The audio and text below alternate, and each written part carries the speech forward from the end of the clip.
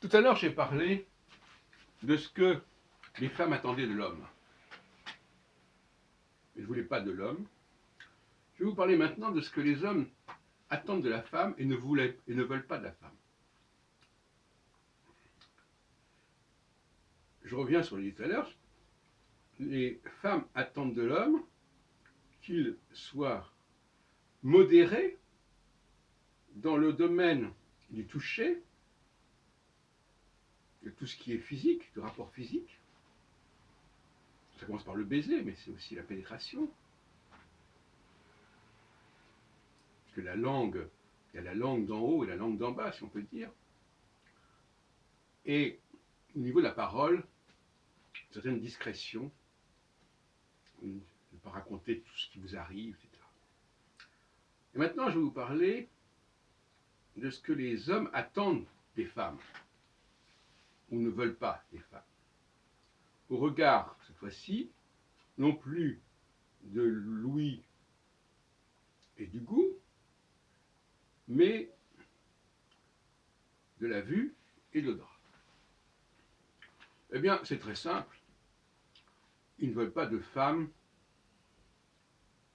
qui dépensent trop d'argent, qui veulent trop de biens. Parce que la richesse, elle n'est pas dans le toucher et dans la parole. Parce que ce sont des choses qui sont gratuites, si on peut dire. Je te parle, je te touche.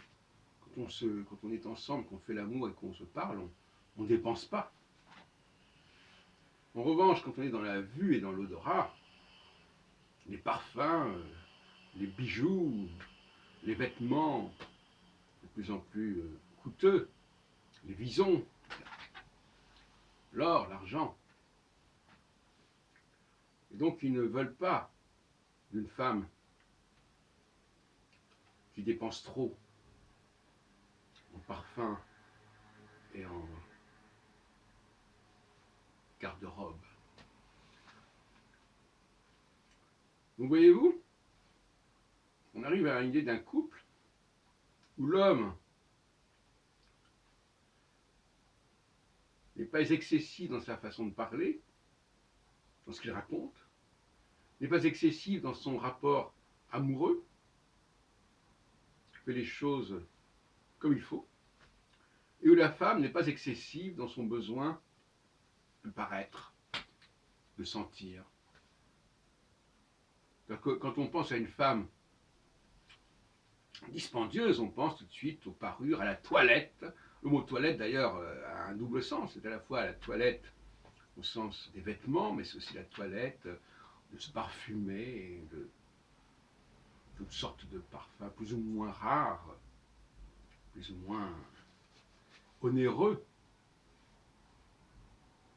Donc là nous avons l'image d'un couple excessif dans les deux sens, ou d'un couple qui lui est contrôlé dans les deux sens. On voit bien là deux images complètement différentes. Et quand on est dans le domaine de la vue et l'odorat, là on n'est plus dans ce que l'on peut faire soi-même.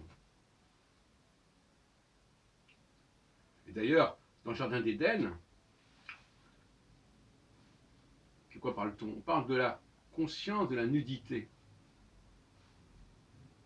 Et quel est le contraire de la nudité? C'est la parure, c'est le vêtement. C'est de ce quoi on se revêt.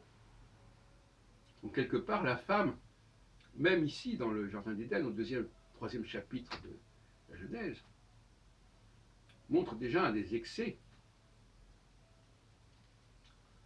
Ah mais je suis nu, d'ailleurs souvent les femmes disent mais j'ai rien à me porter, je n'ai rien à porter, je n'ai rien à me mettre.